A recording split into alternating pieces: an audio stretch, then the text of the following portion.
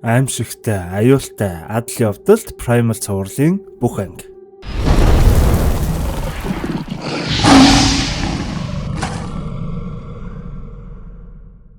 Анги өрөө хийж амжууж аюулгүй байдлаа хамгаалж үр удмаа үлдээх гэх 3хан үндсэн үүрэгтэй тэртех 66 сая жилийн өмнө манай цувралын гол дүр Неандертал хүн болох Спер өөрийн жадаараа загас сагнаж байхад асар том матар гарч ирж буугаар энэхүү цуврал маань эхэлнэ. 1-р бүлгийн 1-р анги. Өдөр бүр цаг тутамд иймэрхүү амь ирсэн зүйлтэй тулдаг манай Сперч авраг матраас сурамгай гихч нь усан чумбаж мултраад барьсан хідэн загаснуудаа аваад гэртээ харих замд нь асар том нэстэг динозавр хүртэл дайраад ер нь л хизээч юу ч болж мэдэх цаг үеийг бидэнд харуулна. Ашгүй нэг нэстэг динозавраас нуугдаж мултраад байж байтал гинтэл нэг эмэгтэй хүн орилох дуу гарах ба яаран сандран гэрийн зүгээс гүн очвол хідэн махчин Tyrannosaurus буюу бидний хэлж саншснаар T-Rex манай Сперийн нүдэн дээр нь эхнэр хоёр хүүхдийг нь идэж харагдана. Манай хүн ч хөөрхий жинхэнэ дэлбэрэн ганц зэвсэг болох жадаа шидээл өнөөх T-Rex-үүдтэй ан ман үзэх ба удаачгүй бүр том нэгэн T-Rex-ийн орилох дуу гарахад өнөөх хідэн манай хүнийг хаяад шууд явж харагдах ба саяны хідэн зүгээр л нэг зулцхан T-Rex-үүд байсан болж таардаг. Хэдхэн секундын дотор бүхэл бүтэн гэр бүлээ алдсан манай Сперч хөөрхий амьдардаг байсан агуудаа орж ирээд хоёр хүүхэд эхнэрийн хамт хатан дээр зурсан байсан зургаа арчин их л гонигт харагдана. Их зүүн дээр хатны ирмэг рүү авирч гараад нар мандахыг хараад суухад наран ургах зүгт эхнэр хүүхдүүд нь хальт харагдаад л өнгөрдөг. Нийнхүү манай Спер ганцаараа амьдарч эхлэх ба нэгэн өдөр сурсан зангаараа загас агнаад байж байхад гинтэл ахаад нэгэн цэнхэр өнгөтэй T-Rex харагдахад T-Rex-үүдтэй яс махны өрш зангидсан манай хүнд шууд жадаа бариад мөрийг нь даган явсаар араас нь нэгэн агууд орвол өнөөх T-Rex нь хөөрхий яг л өөршгөн хоёр зулцгаа хооллож явсан эмэгчин динозавр л болж таардаг. Мэдээж л их нь шууд хоёр зулцгаа хамгаалах ба манай хүн ч хоёр зулцгыг нь хараад өрөвдөх уурлах зэрэг мэдрэмжүүд холилдоод байж байх зур гинтхэн араас нь өөр арай том зэрлэг хоёр T-Rex орж ирээд шууд л өнөө эмэгчин цэнхэр T-Rex рүү дайрч эхэлнэ. Үр зулцгаа хамгаалан тулалдаж буй цэнхэр T-Rex-ийг харсан манай Сперч хөөрхий тэсэлгүй нэгийг нь салгаж аваад шууд тулалдаж эхлэх ба манай Сперийн жадан жижигдээд байсан тул халдагч динозаврын соёог нь сугалж авч байгаад л зоож унгаагаад л өнөөх цэнхэр T-Rex нь ч өөрийн дайснаа дараад л хоёр талд ашгүй нэг хамтарч байгаад халдагчдыг дарж авч чаддаг.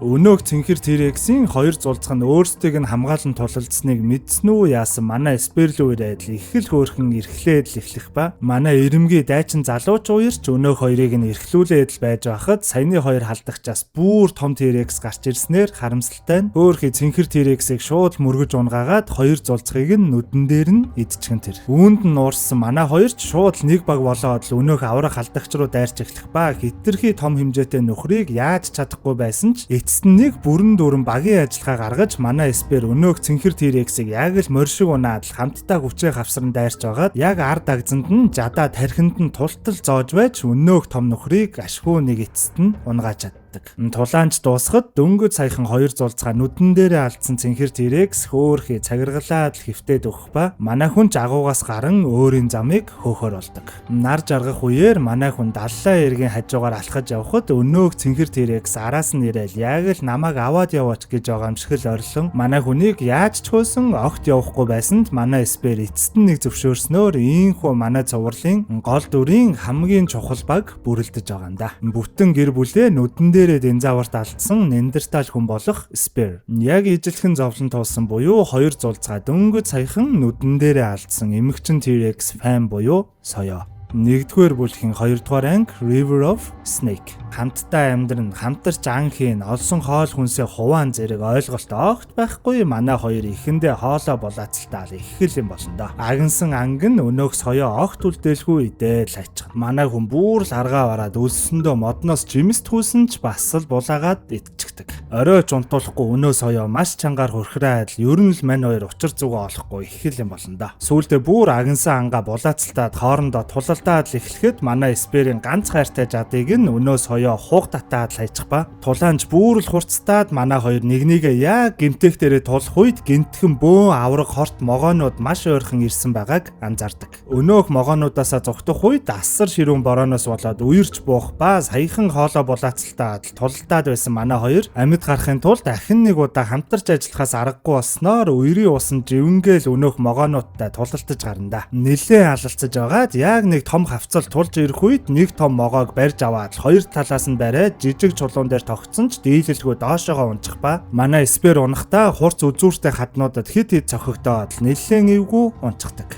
Соёо харин гайгүй байсан тул хөөхий бас сперийг амандаа зуугаад уснаас гаргаж амийг нь аврах ба хаанаас ч юм өнөөх хайртай жадных нь үзүүрийг нь олоод л авчирч харагдана. Бас хөөхөн дотроо гимшээд л ах шиг байгаа. Саяхан л хоолоо булаацалтаад нэг чаалахад бэлэн байсан манай хоёр одоо л нэг овоо хоолоо эвтэй найртай дундаа тавьчихсан бүр шарж болгоод л идэж харагдана. Нэгдүгээр бүлгийн 3 дугаар анги A Cold Death. Мөслөгийн үед аврах том арсан зааны сүрэг явж харагдах ба хөгшөрч ядарсан хөөрхийн нэг арсан заан сүргээ гүйцэж чадлаггүй салаад л үлдхэн тэр. Засан шуурганаас зүхтээ явсаар нэгэн хадны ёроолд ирэхэд мэдээж л манай хоёр гарч ирээд шууд л дайрч эхлэх ба хоёр талаас нь хавсран нилээн үзэлцэж байгаа дашхуу нэг авраг арсан зааныг унгааж чаддаг. Яг л гүйцэх үе ирэхэд манай спер өнөөх зааны нүдийг нь харан их л өрөвдөх хэдий ч энэ бол бүхэлдээ амьд үлдэх тулаан тул нүдэ аниж байгаа шууд л дуусгах нь тэр. Ингэснээр манай хоёр саяны унагсан арсан зааныхаа арсыг нь авч нөмрөөд хөөхий хөгшин зааны үлдсэн байсан ганцхан соёо болон яснуудыг нь аван чирдэг чарах шиг зүйл хийгээд хэсэг махыг нь аваад л өөрсдийнхөө байрлаж буй агуун зүг хөдөлдөг. Соёоч залхуур нь чаргыг чирэхгүй гэсэн тул манай спер өөрөө л хамаг хүнсээ ачсан чаргаа чирж харагдах ба цасан шуурга хит хүчтэй болох үед бас хөөхөн өнөө соёоч нь сперийг ороогоод салхийг нь хааж хэвтэж харагдана. Ийхүү явсаар ашгүй нэг шүндэл болохоос өмнө нэгэн агуу олж орох ба яг энэ үеэр өнөө арсан зааны сүрэг манай хоёрт алуулсан хөгшин гишүүнээ олж ирээд их л уурлаж байгаа мэт л харагддаг. Сүргийн толгойлогч өнгөрсөн гишүүнээ үнэрлэж байснаа манай хоёрын чирж явсан чарганы мөрийг харан шууд манай хоёрын зүг хөдлөхөн тэр. Манай хоёр ч өнөөх олсон агуудаа галаа асаачсан их л тавин амарч байхад гинтэл баарг л газар хөдлөөд эхлэх ба гайхаад гүүгээд гартал мэдээж л өнөөх авраг арсан зааны сүрэг хэдийнэ ирчихсэн байхын тэр. Тулаанд шууд эхлэхэд мэдээж л манай хоёр хүчээр яагаад дийлэхгүй байх ба манай соёог хоёр зан дундаа хийгээд яг няцалж алах гэж байхад дөнгөж саяхан нислээ шидүүлсэн спер бүүрл аргаа баран өнөөх өдөр алсан заанаас авсан соёог гаргаж ирээд муухай орлоод агаарт хийх осон савж гарна. Гэтэл энэ соёог нь харсан өнөөх ахлагч нь манай хүнд дөхөж ирснээ оох тулалдалгүй сүргийн гишүүнийхээ өнөөх соёог нь аваад сүргээрээ бүгд эргээд л яваад өгөх тэр. Манай хоёр ч гайхан хоцрох ба арсан зааны сүрэг нилээн явсаар нэгэн газарт иртэл энэ нь баарг л арсан заануудын оршуулгын газар гэж хэлж болохоор л газар байхын тэр. Сүрэгч бүгд алхсаар өнөөх алуусан зааныхаа соёог нь газарт их л хүндэтгэлтэй тавин бүгд л зэрэг хоёр тийшээгээ найгаад л урт хошуугаараа өгсөн гишүүнийхээ соёог илбээд л эхэлдэг. Нэг ёсондоо бол өнгөрсөн гишүүнээ ингэж хүндэтгэлтэйгээр оршуулдаг юм шиг байгаа. Тэр тусмаа энэ урт соёог нь их л хүндэтгдэг тул манай хоёртой тулалдах гээд байсан биш, хамгийн гол нь соёог нь авах гээд л байсан юм байна лээ.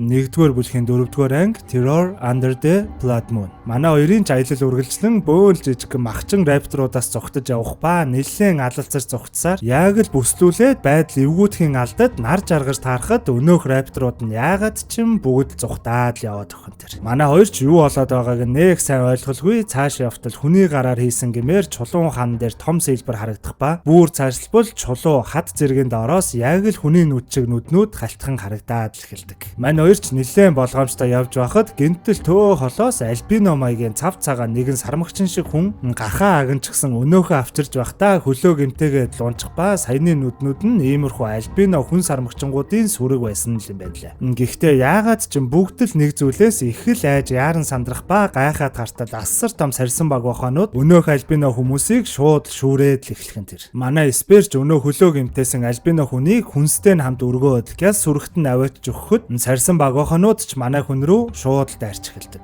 Сурсан зангаараа манай хоёр ч шууд тулалдаж эхлэх ба харамсалтай нь манай сперийг шүүрээд нисээд явах ба манай соёоч араас нь шууд гүйж эхэлнэ. Өнөөх альбино хүмүүс ч их л гайхсан шинжтэй нуувчнаасаа гарч ирээд л манай хүний унгаасан жадыг гайхаад л харж харагдана. Манай соёоч хөөрхий найзыгаа аврахаар яг араас нь даган явтал өнөөх сарсан багохонуудын үүр нь асар өндөр хадан дээр байх тул манай соёо өчнөө олон удаа оролдоод ч авирч чадахгүй байсан тул ухаан сэлэн худлаа угсан дүр эсгэж байгаад сарсан багуухануудаар өөрсдөр нь үргүүлээд ашгүй нэг дотогшоо орж чаддаг. Дотогш ороод нөгөө хитэн сарсан багуухануудыг нисээд явсны дараагаар Эсперийг хайж эхлэхэд ханаар нь дүүрэн саяны нөгөө альбино хүмүүсийг алаад яг л аалзны шүлсээр ороочихсан харагдах ба удалгүй араас нь асар том аалзч гараад ирэх нь тэр. Энэ аалз нь энэ сарсан багуухануудынхаа ерөнхийдөө бол боосон юм шиг байгаа. Манай соёоч хөөрхий нэлээд л үзэх ба дийлэхгүй гэдгээ ойлгон ханан цавуулж байхдаа үнрээр нь Эсперийн байгаа шүлсийг олоод ашгүй нэг Эсперийг судлаж амждаг. Манай Эсперч ороосон аалзны шүлснээсээ гараад нэг чулуу олж аваад шууд авраг аалзтай үзэх хэдий ч хүчээр хамаагүй дутуул байх нь тэр. Соёоч тэнд яг алуулахад өгөх үед манай Эспер хажууханд нь хэдийнэ өгчихсэн байсан ийм эвэртэй динозаврыг олж хараад шууд эврийг нь салгаж аваад авраг аалзны толгойд нь зоосноор ашгүй нэг энэ боссыг нь дарж авч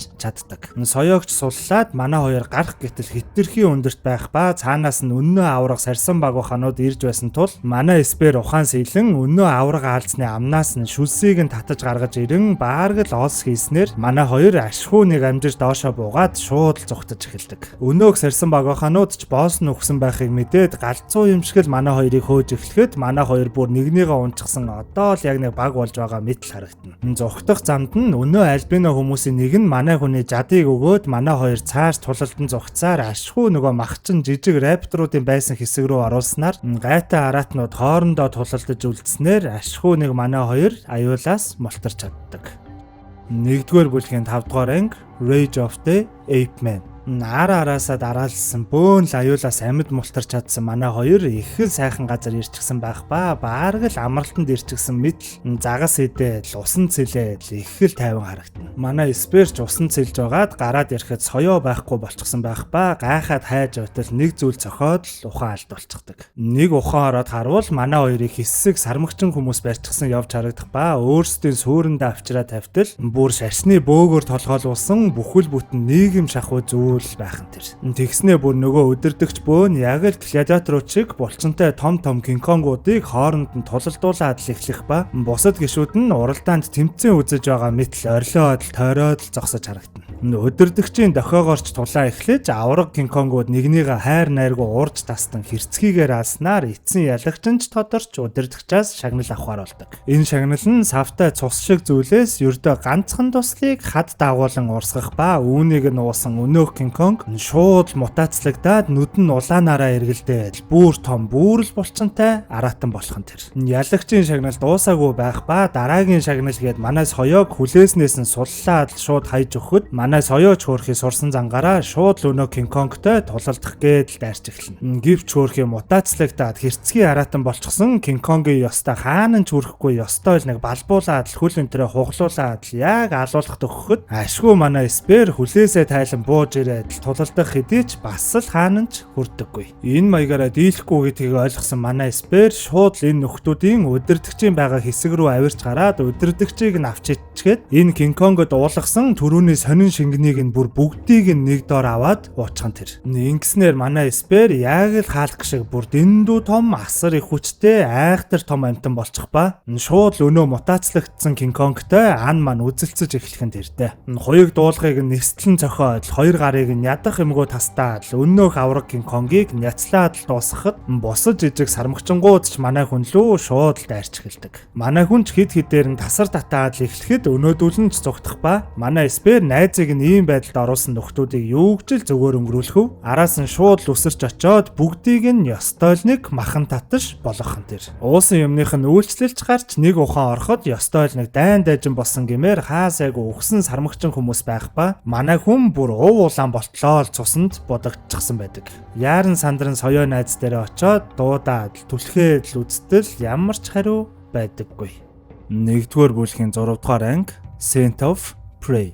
Манай Эспер хөөрхий соёог өнгөрчглөөдөө гэж гуниглаад л орилоод л сууж байхад ашгүй манай соёо цусаар ханиалгаад л нэг юм сэрхэн тэр. Эсперч бөөн баяр болон тентхийн нөгөө сармагчин хүмүүсийн уснаас авчирч алгандаа хийж байгаад л уулгаад усаа шороон дээр асгаж байгаад шавар болгож байгаад л соёогийн шархнууд дээр наагаад л хөөрхий ёстой чадхаараа л нэг асарч эхлэндэ. Манай соёо хөөрхий биеэж таах тэнхэлгүй байсан тул тэнд нь байсан хамаг моднуудаар нь өөртөө жад соёод насилт шиг юм хийж байгаад л соёог түлхээд л дээр нь гаргаад гайтай махчин шувуунуудаас зүгтаад чирээд л явж эхлэндэ. Нилээн ч явсаар нэгэн голын ирэг дээр очиод ахаад соёод усуулах гээд алхан дээрээ ус хийтэл манай хүний гар нь бүр хөөрхий улаан ялга болчихсон л байхын тэр. Мэдээж л манай хоёрын аюул ямар дуусах юм биш, гайтай цөөвөр чоннууд манай хоёрыг ажаад л суугаад байхлаар нь соёог тойруулаад битүү түүдэг асааж байгаа л манан юу ч гэсэн нэг шүнийг ашгүй нэг аюулгүй давж гардаг. Өглөөч болж манай хүн соёог ахин чирсээр ядаж нэг битүү аюулгүй газар олъё гээд л явж байхад өнөөх зөвүүн цөөвөр чоннууд дайрах боломжоо хүлээгээд л манай хоёрыг хоромж алдалгүй дагсаар л байдаг. Нар буухтайч зэрэгцэн ашгүй нэг агуу олж ороод үүдэнд нь хідэн түүдэг асаагаад л ахин нэг аюултай шөнийн манаачин ажил эхлэхэд харанхуй дундаас цөөвөр чоннуудын улаан нүднүүд манай хүнийг цоош ирцсээр л байхын тэр. Шөнийн харуулд гарч байгаад хальт унтчихсан байх ба нүүр нь эргэнээд байхлаар нэг сэртэл бөөн балиар махчин хорхоонууд манай хоёрыг ёстой л нэг бүчээд авчихсан л байх ба өнөөх жадаараа хатгаж алах гэтэл өнөөх хорхоонууд нь дээгүүрээ буюу нуруу хэсгэрээ асар бат бүх хуягтай л болж таардаг.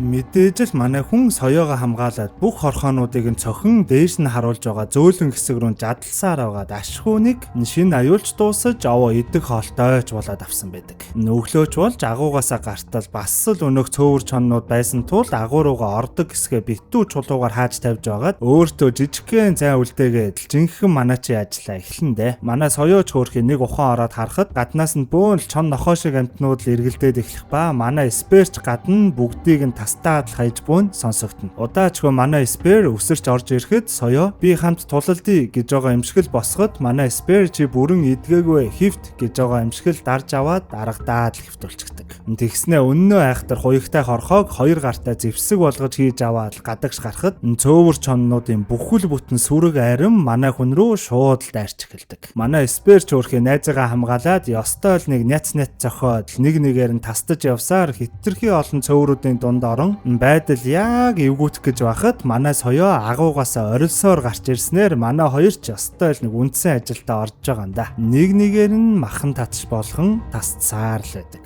Эцэст нь өнөө мөө цөөврүүд ч сүүлээ хавчуулаад л цаашаага зүгтхан тэр. Нэгдүгээр бүлгийн 7 дугаар анги Plague of Madness. Энгийн нэгэн өдөр өвсөн тэжээлтэн динозавр буюу Аргентиносаурус хоолоо идээд л байж байхад гинтэл доогуур нь жижигхэн нэг тийм зомби маягийн динозавр гарч ирээд галзуу мэт орилон гүйж байснаа мань том динозаврын хөлнөөс нь хазчихсан тэр. Өнөөх Аргентиносаурус ч нээх юм бодлогүй өнөөхийг хөлөөрөө шидчихээд цааш явж байхдаа баг багаар хувирсаар асар том зомби динозавр болсноор ойр авийнхаа ижил төрлийн динозавруудаа ёстой л нэг тарааж гарна. Гол ус руугаа цусаар бөөлжөөд хамаг өндөгнүүдийг нь бяцлаад бүрч болоогүй сүргийнхээ хамаг гişүүдийг нь алаад л дуусгадаг. Манай хоёр ч овоо бие хаан тэнхэрчгсэн явж байхдаа яг саяны үйл явдал болдог газраар явах ба бөөндөө өгчгсэн асар том төрөүний динозавруудыг хараад их л гайхаж явхад өнөөх том зомби ард нь босоод л ирдэг. Мэдээж л манай хоёр руу шууд л дайрахад манай хоёр ч пижгэнтэл зүгтэж явсаар нэгэн том хавцал руу унгаагаад мултарч чаддаг. Өнөөх зомби ч босож ирснээ урт хүзүүгээрээ юм цохиж явсаар буцаад л ухаан алдаад унчхан тэр. Манай хоёр ч хорогдож буй газраасаа гарч чадахгүй хүлээсээр оройч болж нэг нэгэндээ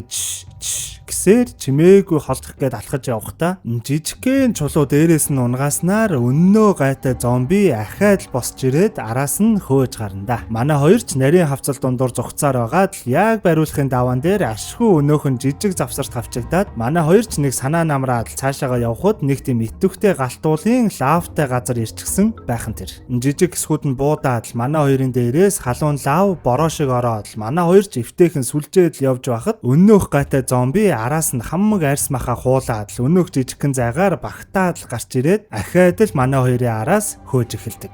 Хитрхи том биетэй хүнд жинтэй байсан тул газрыг нь цөмлөж доошоогоо халуун лав руу унаж шатаж эхэлсэн ч ахин дахин гарч ирсээр байгаа л эцэст нь нэг бүр мөсөн шатаж дууснаар манай хоёр одоо л нэг аюулаас бүрэн гүйцэд мултарч чадхан тэр. Нэгдүгээр бүлгийн 8 дугаар анги Coven of the Damned.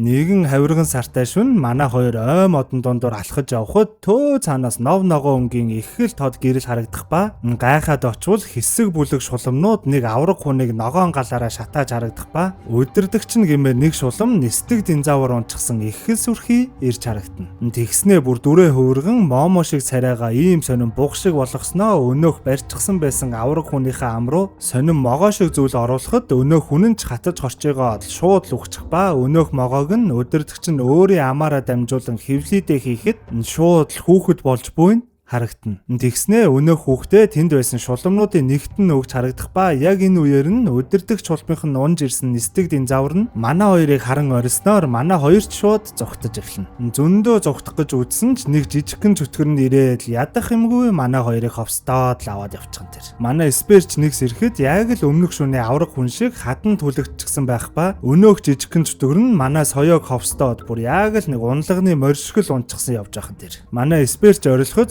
нэг л сонирн болоод яг л ховс нь гарах гээд л ирэхэд өнөөх жижигхэн шуламж бүр л хүчтэй ховс ийж байгаад мань хоёрыг шууд гацаачихсан тэр. Тэгснэ газарт нэг тойрог зурж байгаад өнөөхөө манай соёо руу харуулж байгаад толь шиг дамжаад л ороход манай соёогийн өнгөрсөнд ирчихсэн байх ба хэрхэн хөөхөн хоёр зулцгаа алдсан. Тэр үед нь манай спер хэрхэн тусалж манай хоёр танилцсан гих мэт зүйлсийг мэдэж аваад нэг тийм гуниглаж байгаа мэт л харагдана. Тэгснээ соёогийн өнгөрснөөс гарan ахин нөгөө тойргоо хийж байгаад манай спэрийн өнгөрсөн лөө аялаад л харахад бас л манай спэр хоёр хүүхэд эхнэрийн хамтаар ямар жаргалтай амьдардаг байсан. Хэрхэн эхнэр хүүхдээ харамсалтайгаар алдсан гих мэт мэдээллүүдийг нь олж хараад бас л их ямарсан шинжтэй л харагдана. Ингэснээ өнөө жижигхэн шулам манай спэрийн ховсыг арилгаад соёог унаад л тосгондоо ирэн өөрийн герт орсноо ханан дээрх зургаа их л нууцхан харвал хөөхий энэ шулам өөрөө ч гэсэн бас нэг жаахан хүүхэдтэй л байсан юм байна лээ. Яг л энэ ангийн эхлэл хэсэгт гардаг шиг өдөрдөгч нь мань шуламд нэг хүүхэд өгсөн ба хүүхэд нь нэг өдөр эрвээхийг хөөж тоглож яваад санаандгүй байдлаар хавцлаас унаад өгчихсэн л юм байна лээ.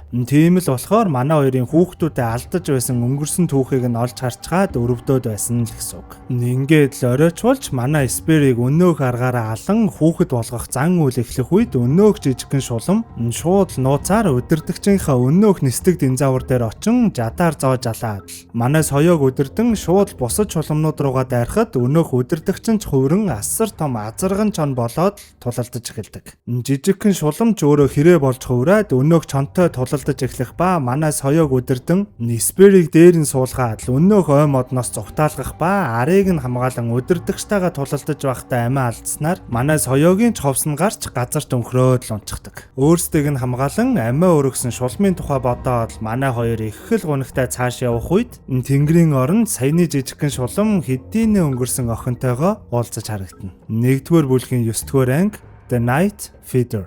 Их л аюултай гэмээр харагдах нэгэн сэлмэн соёот бар нэг л зүйлийг хайн үнэрлэж явж байгаад ямар гэдг нь мэдэгдэхгүй нэг аратантай таарч харагдана. Манай хоёр ч ой модон дунд их л тайван байх хэдий ч саяны барын архирах чимээнээр хальт гайхаж харцгаад юм бодлохгүй буцаад л унтчихсан тэр. Өглөөж болж манай хоёр аяллаа өргөжлүүлж байхад нэг газар бөөн л цуснаж олчихсан байхыг олоод гайхан очоод үзвэл өнгөрсөн шөнийн сэлмэн соёот бүр юучгүй болтлоо хамаг гиз дотор энтрээ задлуулаад лалуулчихсан байх ба манай соёо яагаад ч юм их л айж иргсэн шинжтэй л байдаг. Оройч болоход битүү манан дунд хэсэг бүлэг асар том хоёгт пентасератопод идээшлээд л явж байхад ямар нь гэдг нь мэдэгдэхгүй өнөөх аратан ёстой ядах юмгүй бүгдийг нь тастаад л хайж харагдана. Энэ их орлооныг сонссон манай спэрч 50 байж чадахгүй жадаа аваад орлоод босоход манай соёо бүр шууд замыг нь хаагаад спэрийг огт явуулдаггүй. Бодвол манай соёогийн мэддэг их л аюултай аратан л юм шиг байгаа. Ингэснээр манай спэрч найз соёогийнхоо үгэнд ороод дахин нэг шөнийг айдас хүзтэй л өнгөрөөхөн тэр. Маргааш нь чуулж манай хоёр аяллаа өргөжлүүлж байхад манай спэр нэг өндөр модны орой дээр гараад л харахад ойн цорхойд нэг газар ёстой л нэг цусан далаа болчихсон мэт л харагдах ба манай хоёр ч тэр зүг рүү явж байхад замд нь асар хүчтэй шуурга энтер болоод том бул чулуунууд л өнхөрч орж ирээд байсан тул тэр газараа түр отоглоод хонохоор болоход мэдээж л манай хоёр бүр огт унтаж чадахгүй эргэн тойрноо ажиглаад л байдаг. Ашгүй нэг зүүрмэглэж эхлээд галан чунтрахтай зэрэгцэн шууд нэг чимээ сонсогдоход манай хоёр шууд сэрээд бэлэн байдалтай орондоо. Зүрх нь хурдан цохилоод их л айцтай байж байхад модон дундаас нэг араатны дуу сонсогдохтой зэрэгцээд манай хоёр шууд цаашаага өмхөмгүү зугтаж эхэлдэг. Нилээнч зугтаж гүйсээр битүү манан дунд ороод хаачхаа мэдэхгүй зогсоход өнөөх араатн нь хаа сайгүй урдуур нь хойгуур нь гүйлдээд асар том моднуудыг хуг самардаад л байдаг. Манай спер ч өөрхий бүр л аргаа ороод өөртөө байдаг ганц эвсэг болох жадаа хаа сайгүй саваад л эхлэхэд санаандгүй жадныхын чулуун толгой газарт байгаа чулуутай хавралдан оч гарахад өнөөх амт нь шууд лайн ухарч байгаа мэдл сонсогдоход манай хоёр мань араатанг галаа сайдаг тухай эцэст нэг олж мэддэг. За ингээд сул талыг нь мэдсэн манай хоёр маргааш нь өнөөх араатнаас зугтах биш араас нь оч гарган хөөсөөр байгаад сүүлдээ бүр барьж буй бамбраараа тойруулаад галаа асаахад өнөөх араатан ч ёстой л нэг зугтах газаргүй болно да. Ингэж хүрээлж хорчгоод холоос шууд л жадаа шидээ зооход өнөөх аюултай араатан нь яг үнэндээ нэгч тийм том биш. Гэхдээ харагддаггүй болдог чадвартай нэг тийм хурц савар энтертэй динозавр л байсан болж таардаг. Тийм учраас л бусад амьтдаа их л сурамгай агнаад л байсан юм байна лээ.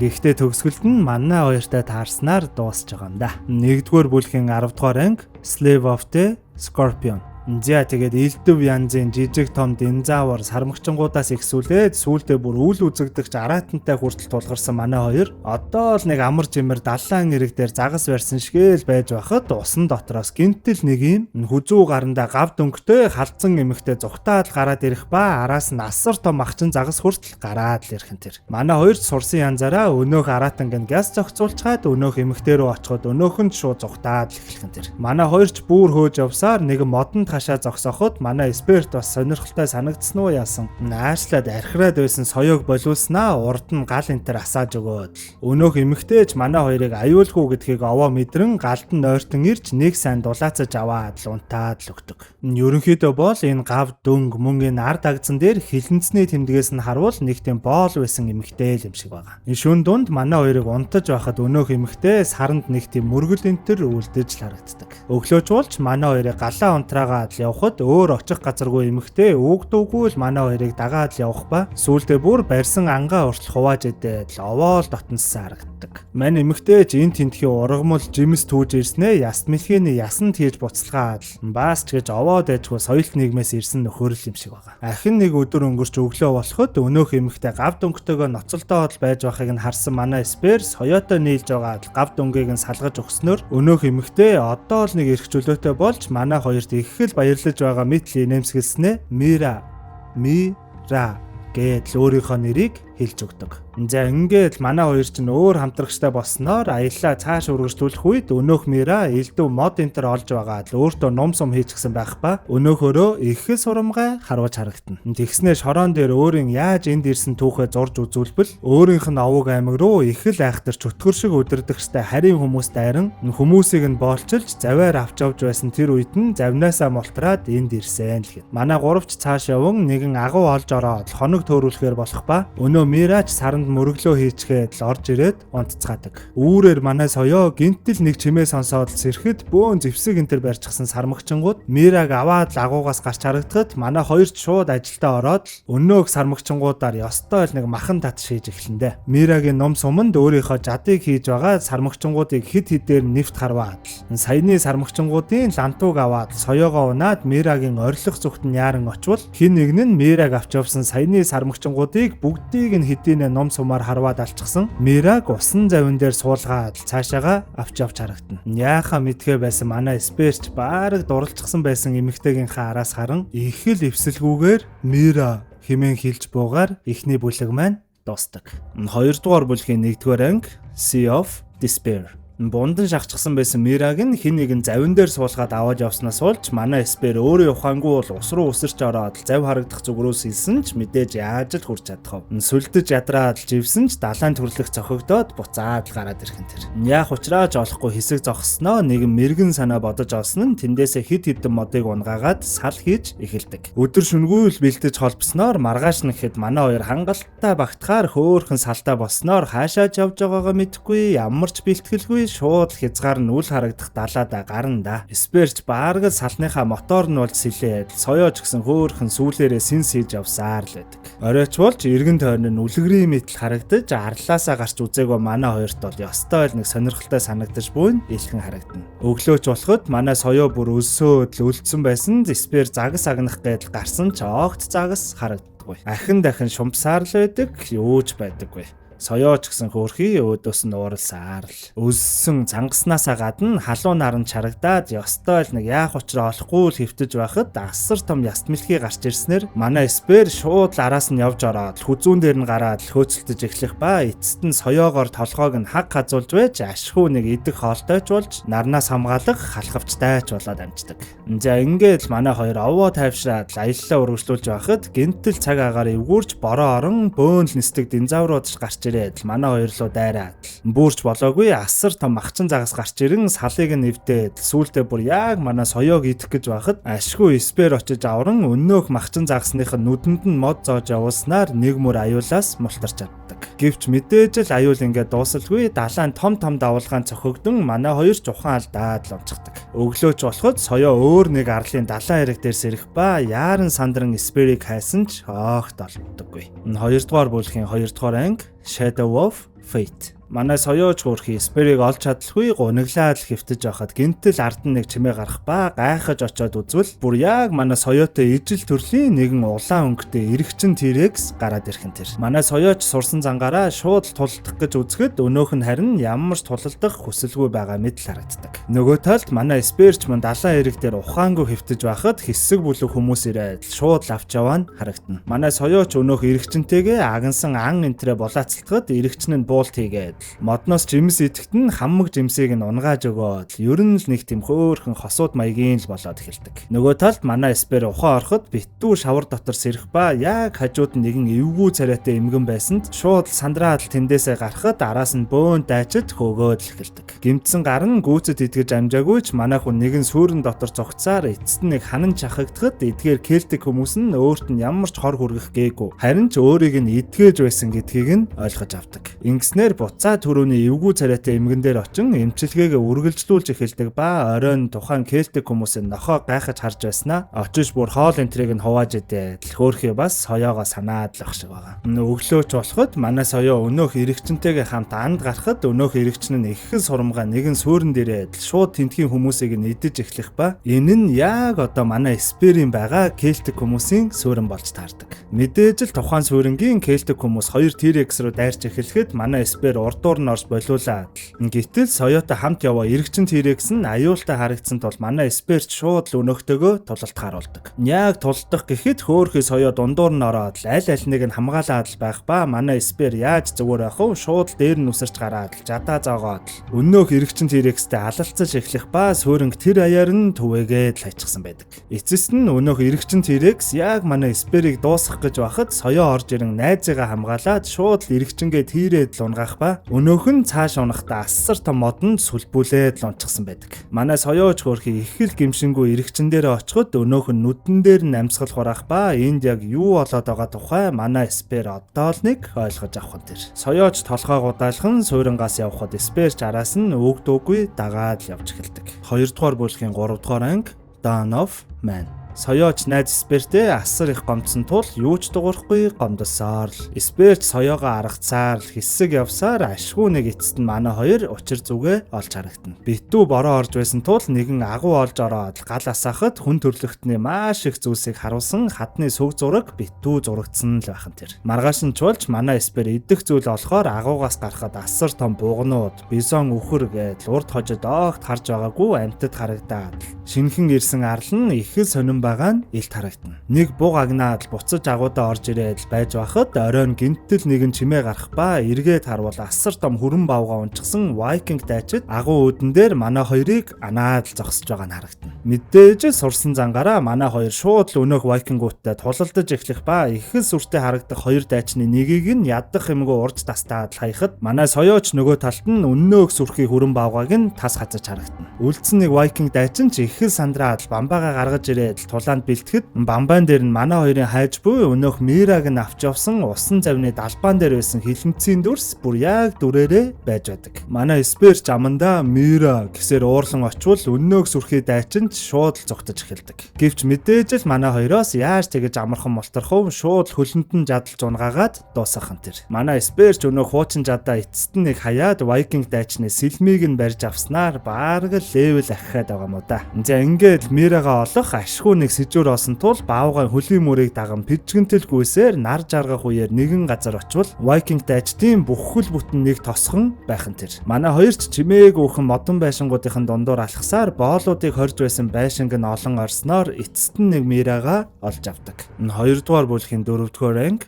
The Red Mist. Мира болон бусад хоригдож байсан боолуудыг аваад чимээгүйхэн тосгоноос гарах гэж байхад анд яваад буцаа тосгондоо ирж байсан бүх хөл бүтэн Viking-ийн сүрэг дайчидтай тарчхан тэр. Хоёр талаас шууд байлдах бэлэн байдалтай орон манай хоёр ямар ч айдсгүйгээр орилолцсноор шууд тулаан эхлэндэ. Манай соёоч Viking дайчдыг унаж аваа баавгатай хамт тас хазаад Сперч өөрсдийнх нь сэлмээр өөрсдийг нь тас завчаад өнөө хоригдол боолуудыг харин Мира удирдаад хоригдох газар руу зогтаад хэсэг үзэлцсэн дараа тоогоор дутууд бол манай хоёр их л эвгүй байдалд орон соёоч баггүй шархдах ба унтаж байсан тосгоны бусад иргэдч гэр гэрээсээ өөрсдийн зэвсгүүдээ барайд л гараад ирдэг. Энэ дундаас их л содон төрхтэй улаан устэй том биетэй дайчин эмэгтэй бяцхан хүүгийн хамт гарч ирээд шууд манай хоёрын зүг тулалтахаар дайрч эхэлдэг. Бүр л олуулаа уусан Vikingчууд манай соёог олсоор дэгээдэж унгаагаад тал талаас нь харваад Сперийг тойрч бүслэж аваад байж байхад нөгөө талд манай Мира ч гэсэн шаггүй дайчин бүсгүй гэдгээ батлан харуулж л байдаг. Сперч цусан дулангассан мангас шиг бүгдийг нь завчиж явах ба өнөөх жаахан хүү байшингийн дээрээс манай хүн рүү харваад л байдаг.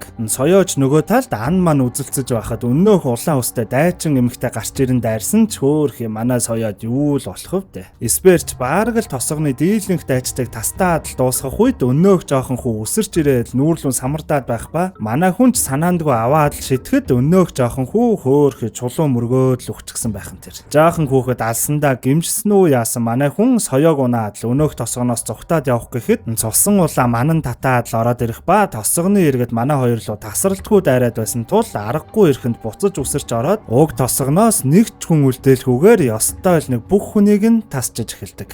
Кадр солигдоход энэ Viking тосгоны Ахмад хэмээр нэгэн сүрлэг дайчин өөрийн хүүгээ дагуулan хэсэг боолуудын хамт тосгондоо ирэхэд хаа сайгуу цус олчихсан. Тосгоных нь бүх хүмүүс өгчихсэн байхаас гадна хамгийн эвгүй зүйл нь эхнэр болон баг хүүгэнч мөн алчсан л байхан тэр. Өнөөх улаан устай дайчин эмэгтэй болон жаахан хүү хоёр тосгоны ахлахын эхнэр болон баг хүүн л байсан байлаа. Ингэснээр мэдээж л дайчин Viking болох аав хүү хоёр тосгоны бүх хүмүүсээ болон эхнэр баг хүү хоёроо оршуулад дайчны хуйг дуулахаа өмсөн манай хэдийн араас хөдөлж эхэлдэг. Хоёрдугаар бүлгийн 5-р анги болох The Primal Theory-ийн энэ үндсэн үйл явдалтайгаа огт холбогдлогүй ерөнхийдөө ийм аратан талх хүний тухай харуулах тусдаа нэг анги тул дараа нь тусад нь оруулах юм шүү за. 2-р бүлгийн 6-р анги Wither.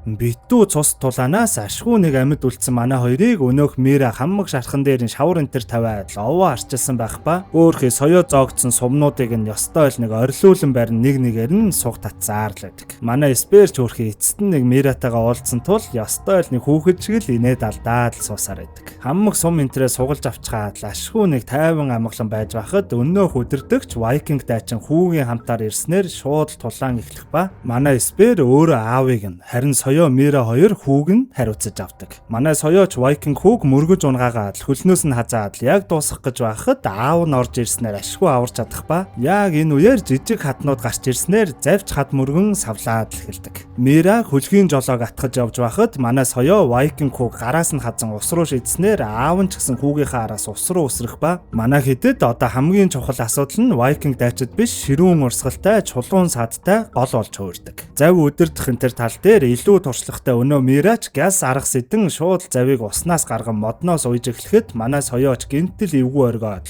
нэг л зүйл хайгаад газар үнэрлээ эхлэх ба энэ нь яг үнэндээ өндгөндөө зориулж үүр засах газраа л хайж байсан болж таардаг. Ягаа нөгөө улаан эргчэнд хэрэгстэй хэсэг хугацаанд хамт өнгөрөөсөн штэ. Тэгэхдээ хөөрхий хээл авчихсан л гэсэн үг. Үүнийг нь ойлгосон манай Сперч бүр хагарслаа баярлаж соёогоо нэг чанга твэрч аваад л үүрийг нь хамт засалцдаг. За ингээд манай соёоч орисоор хөөхөн 3 өндөг гаргах ба өндөгнүүдээ өнөө хоёроос хармалж хамгаалаад бас хөөхөө. Нөгөө талд Viking аав хүү хоёр ч уснаас амьд гарчихсан байх ба өшөө авалтандаа улангассан хоёр шууд игц хадны өөдөө авирч гарan хоёр том нисдэг динзаврыг өөрсдийн унаа болгон олзолж авч харагддаг. Удаачгүй шууд манай хэдийн байгаа зүг рүү нисэж ирээд давтлах ба хөөх манай соёо өндөгнүүдээ хамгаалж байгаа тул тулаанд дөрвтөө оролцож оох чаддаггүй. Энэ завшааныг нь ашиглан өнөөх Viking дайчид манай хоёрыг нэг нэгээр наваад шууд агаарт нисэн нисдэг динзавр дээрээ тулалдаж эхлэхэд Мира яг агаарч идэгдэхийн алдад ашгүй Spear-ийн гараас атгаж авснаар амьд үлдэж чаддаг. Манай Spear-ч дайчин Viking аавынх нь гараас тас газаад агаарт түлхээд унахад өнөөх нь асар өндрөөс пөөнл мод мөргөж явсаар газарт унахтаа бүр чулуу мөргөөд ер нь л ёстой нэг үхэхийн аагур юм амтай голтой л үлдхэн тэр. Хөл гараж ирсээр босож ирээд харвал манай хоёр хүүгэн ч гэсэн асар өндрөөс шууд жигээд л унгааж харагдах ба Viking хүү чөөрхий чулуун дээр унаад шууд л өнгөрчихдөг. Viking дайчин аав нь хүү дээр очиж чадалгүй усан дурсан манай хоёрт соёо дээр амьд мэд ирэн соёогийн өндөгнүүдийг үргэлжлүүлэн асарч эхэлнэ. 2 дугаар бүлгийн 7 дугаар анги The Colossus. Бүтэн тосгоноо болон бүтэн гэр бүлээ манай хэдэд алдсан Viking дайчин яг үхэхийн аагур байж байхад тэнгэрээс валхаалаа хүргэх эрэлгийн элчүүдч бууж ирж харагдах нь тэр. Viking дайчин ч баярлан гараа сонгохтой зэрэгцэн газрын гүнээс жижигхэн зүтгэрөө шууд Viking дайчин татаад аваад орох ба тамийн хаалгаар орон тамийн хаантай уулзснаар манай хэдээс өшөөгөө авах ахин нэг боломжийг олж авч чаддаг. Нэг ёсондоо бол манай хоёроос өшөөгөө авч чадвал сая сүүлд өнгөрдөг том хүүгийнхэн сүнсийг чөлөөлнө гэх тохиротой тамийн ханаас асар их хүчийг зээлж авч байгаа л гэсэн үг. Нөгөө талд манай Spear болон Mira нар замдаа гармаар байсан соёо өндөгнүүдэд дараад логт хөдөлж өгөхгүй байсан тул Viking-уудаас авсан усан завин дээрээ өндөгнүүдийг нь байрлуулах үүр засаж өгснөөр манай хэд ашгүй нэг аялалдаа гарч чаддаг. Өдөр хоногуд ч өнгөрөн манай хэд их хэл тайван аялаж байхад гинтэл Colossus нэртэй бүхэл бүтэн хотын чинээ хэмжээтэй асар том усан зав гарч ирэн шууд хүмүүс нь манай хэд рүү довтолж эхлэх ба энэ нь эртний Египтийн дайчин болж таардаг. Манай хэд ч сурсан зангаараа шууд лалалцаж эхлэхэд Египтийн талаас асар том биетэй нэгэн дайчин гарч ирэхэд манай Spear бүр хаана ч хүрдэггүй ба манай соёоч хөөрхий 3 өндгөө амандаа хийж байгаад л тулалдах хэдий ч нэг цахуулаад л өндөгнүүдээ унгахад нэг өндг нь шууд л унаад хагарчхан тэр. Үр хүүхдээ алдах зовлон ямар байдгийг мэддэг манай соёоч бүр галзууртлаа урлан шууд л өнөөх аврах дайчин руу дайрч манай 3 нийлээд лалалцах хэдий ч бас л хаана ч хүрдэггүй. Манай хэдийг яг тулалдаж байхад энэ Египтийн талын хатна гарч ирээд манай соёогийн үлдсэн 2 өндгийг барьцаалан авснаар арга буюу манай хэд бууж өгцгөөдөг. Манай хэдийг шууд гинжлээд том төмөр тооронд хийх ба саяны аврах том дайчин нь ч гэсэн хөөрхий бас л нэг хоригдол байсан болж таардаг. Мираг тусад нь хоржих ба манай хоёр ч зугтах гэж оролдоход өнөөх хатна нь соёогийн өндгөөр сүрдүүлээд ёстой л нэг судсыг нь аттахчхан тэрдээ. Удалгүй асар том зав нэг газар зогсоход Египтүүд эртний Бабилонд ирчихсэн дайтаж эхлэх ба манай хоёрыг ч мөн өндгөөр нь сүрдүүлж байгаад л өөрсдийнхөө талд тулалдуулж эхэлдэг. Манай хоёр ч хөөрхий өөр аргагүй тул сурсан зангаараа Бабилоны цэргүүдийг тас завчаад зааных нь гидсийг хүлээд асар өндөр цайз руу навирч гараад бэхлэлтийг нь нурааж хаалгуудыг нь дотроос нь онгоолгоод ер нь л энэ дайныг нь нэг тийш нь шийдээд өгчдөг. 2 дугаар бүлгийн 8 дугаар анги The Colossus Part 2. Тамийн хаантай гэрээлж хүч олж авсан өнөөх Viking дайчин ч асар том аюултай чөтгөр болчихсон л манай хэдийн зүг алхаж харагдана. Нөгөө талд Египтүүд манай хоёрын ачаар Бабилонуудыг яддах юмгүй эзэлчихсэн харагдах ба энэ манай хэдийн нийлээд жогт барахгүй байсан өнөөх том хоригдол дайчин болох Камауг бас л хүүхдээр нь барьцаалан өөрсдийнхөө талд тулалдуулдаг л болж таардаг. Манай хэдийг соёогийн өндгөөр барьцаалж байгаатай ижилхэн л гэсэн үг. Тэгснээ өнөөх Египтийн хаан нь Бабилоны хааны ирвэсний зулцгийг нь авснаа шууд хааныг алж харагдана. За ингээд дийлдэшгүй 3 зэрэгтэй болсон Египтүүд ч манай хэд болон асар том дайчин Камауг дагуулan эртний Хятад, Ром, Славик арлууд болон Палестин хүмүүсийг гээл ёстой л нэг ядах юмгүй байлдаад л эзлээд л эхлэндэ. Өнөөх айхтар дайчин Камаугийн хамт манай хоёр ч хөөрхий өөр сонголтгүй тул Египтүүдийн туршаалын дагуу ямар ч хайр найргүйгээр алаан хятааныг араас нь өгсруулан хийж хот тосгодуудыг эзэлсээр л байдаг. Нэгэн орой ялалтаа тэмдэглэж байсан Египтийн хатан манай Мирад нэмгэн нойтон хувц өмсгөөд бүжгэл зугааг минь гарга гэж тушаахад Мира ойлгохгүй байсанд өөрөө босч ирж бүжиглэж байснаа өөрийнхөө цэргийг өршөглөж унгааж алаад энэ хатан нь бас тэгж жагаад овоо сайконы хорог юм шүү. Манай Мира ч өөрхий аргагүй ирэхэнд бүжиглээд л эхэлдэг. Цусан дулангассан өнөө хатанч бүр сүлдээ ямар ч цэрэг дайчдаггүй тариачин тосгоны хүмүүсийг хүртэл хүүхдээр нь дамтлуулж байгаад өнөөх асар том биетэй дайчин Камаогаар алуулаад л эхэлдэг. За ингээд энэ бүхнийг харж тесэлгүй манай хэд зугтаж оргох төлөвлөгөөнд өчнэг орно доо.